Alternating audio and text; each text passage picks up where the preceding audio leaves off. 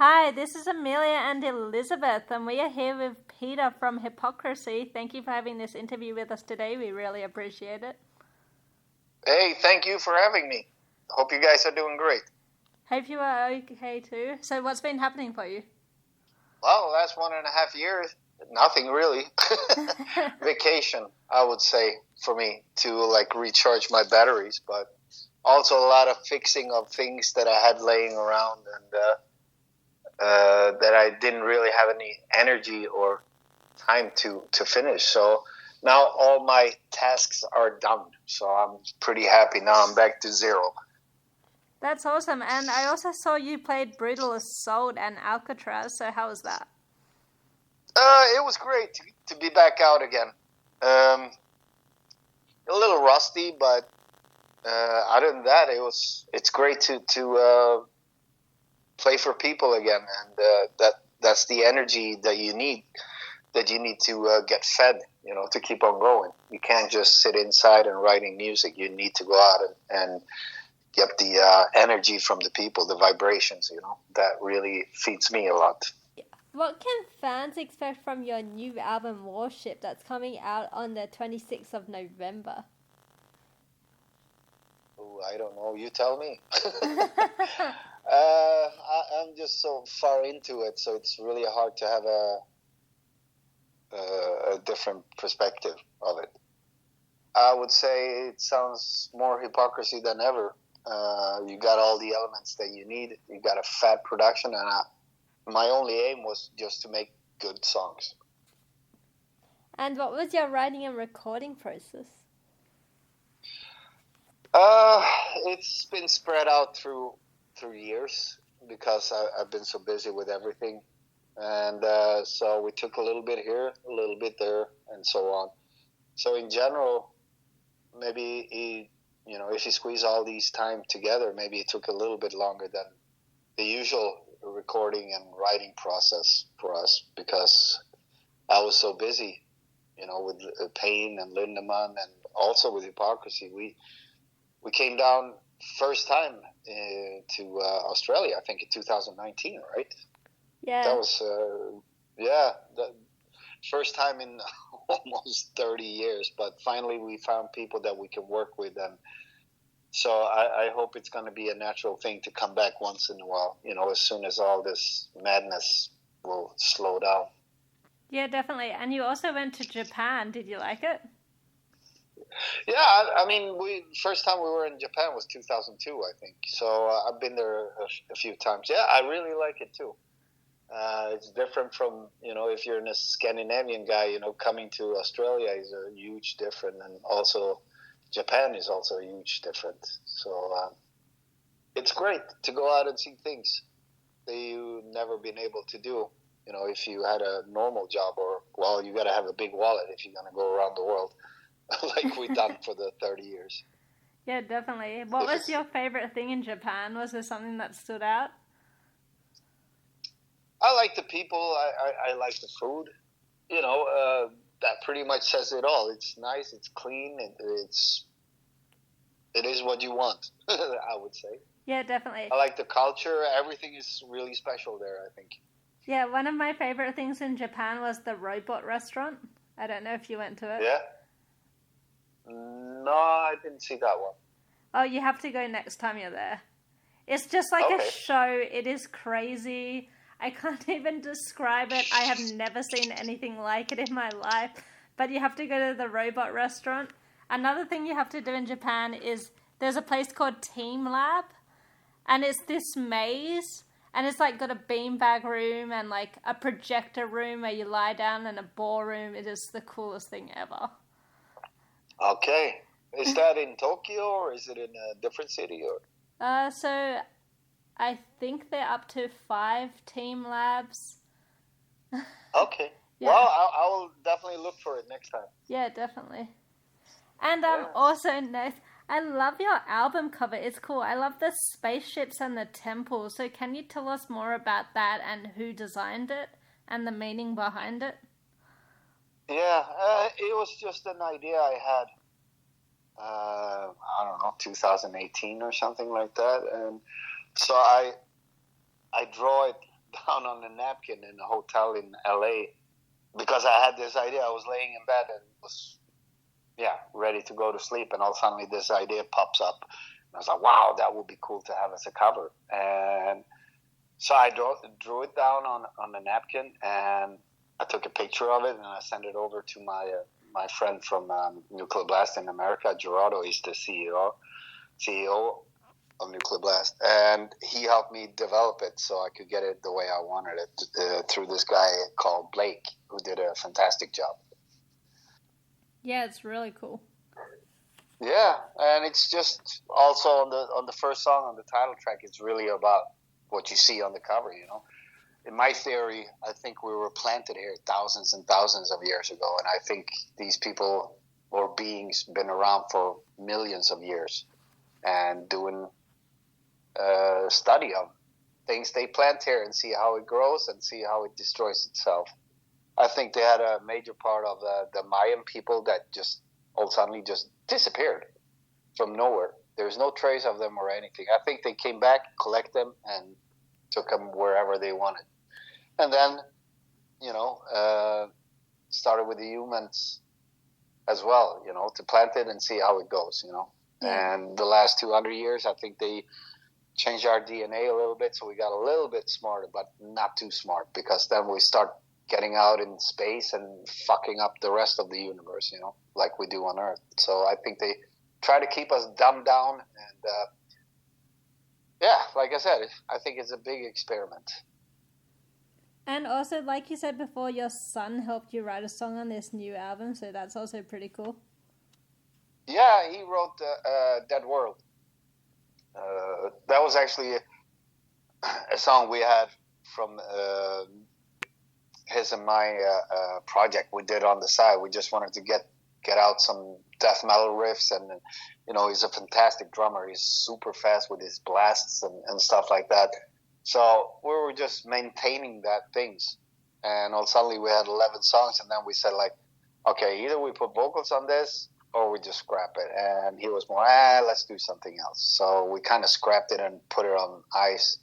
And Dead World was one of the songs, and I said, we gotta release this song. It's so fucking cool. Is it okay if I put it on the Hypocrisy album and write some lyrics to it? And he said, yeah, sure, no problem. I mean, he's not a stranger to writing music. He wrote Mathematik for Lindemann. He wrote Soldier of Fortune of the last Hypocrisy album when he was like 14 or 15. So the kid is really, he's good, put it that way. Yes, he is. He seems really talented. Yeah, definitely. Super talented kid. And you also released your video for Chemical Whore. It's really interesting video.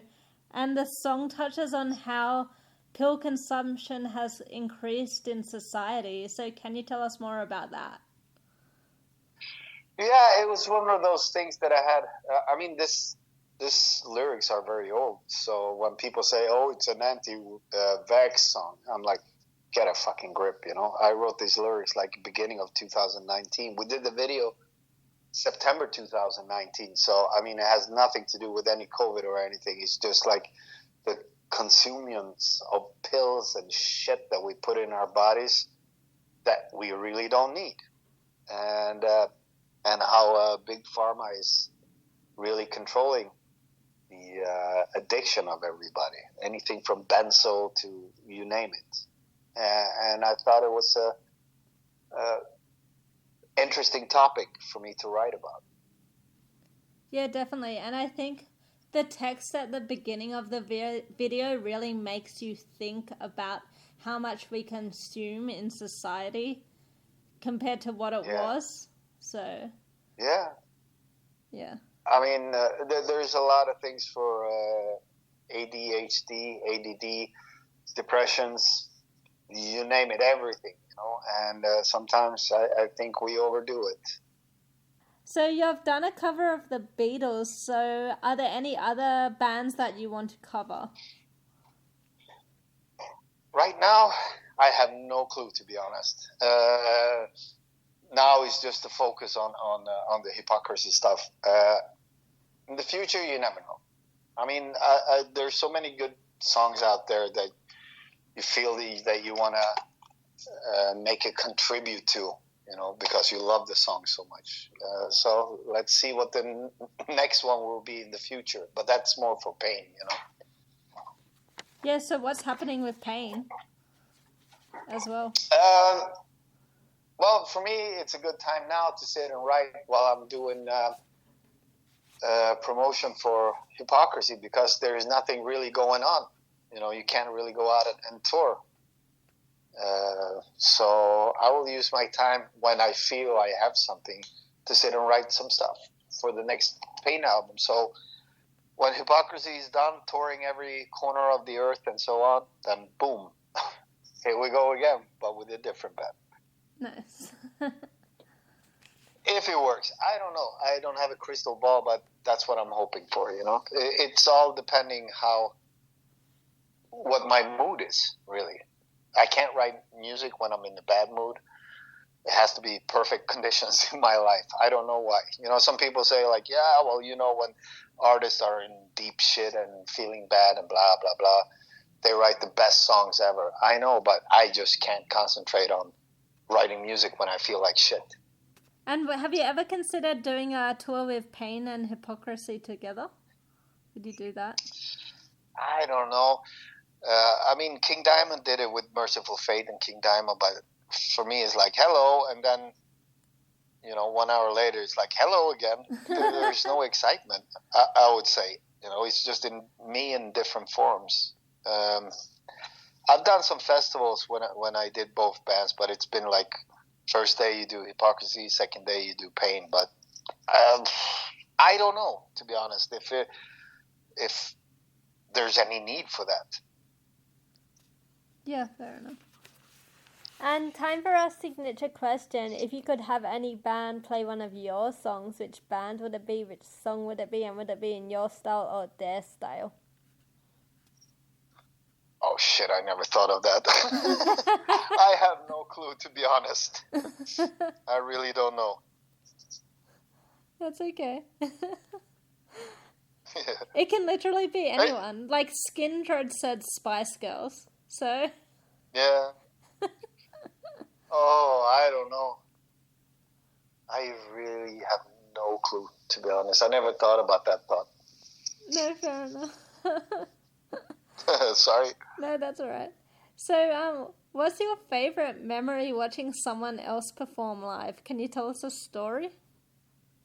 Yeah, I remember we went to this amusement park when I was like 6 years old, I think, in Stockholm, their biggest amusement park. And they always have live bands playing there. And I think that was really the first time I saw a live show when I was 6 years old. And I think it was Status Quo that was playing at that time. Cool. And it just blew my mind, It was like, this is what I want to do, and I never changed after that. That's so cool. Yeah. And I felt like, in school and everything, I was there, but I wasn't present, I was just daydreaming all the time about playing and things like that. I wanted to be a rock star when I was a kid. What's that? Look, now you're a rock star. Not really. There's I wouldn't say that, but I'm doing what I really enjoy and what I hate. It's a love-hate thing to be an artist for me. From anything from writing songs and producing them and recording them, and it's a bitch. It's nothing that you do in a day or two or on a weekend. It's a process, and especially when you're by yourself, it's really hard to get the ideas out right away. You have to do the melody that you had in mind first, and then you have to put music around it and see if it works and so on, and you change. It's a big process. Instead of if you're standing in a practicing room with 4 or 5 people, you try things and then figure out the best way of doing things. In the studio, you're by yourself. You have to redo. So, it's a curse to write music and to get it the way you have it in your mind. And what's your favorite festival and why? I don't really have a favorite festival. I just see it as a gig. Right. Okay. You know, you get some free rides on a big crowd, you know, that wouldn't be there when you're there. So you really have to go and impress them. Yeah. So it's a challenge. And I really don't know. There's so many good festivals all over Europe. I haven't seen any festivals in other countries, unfortunately. We haven't really played any big festivals anywhere else except in Europe. And last question, is there anything else you would like to say to your fans? Yeah, hope everybody enjoys the album. There's a new single coming out on Friday, and I mean, I really hope we can come down and visit you guys again now when we finally have some good contacts and that can bring us over. It took 27, 28 years for the band to show up, so I really hope we can come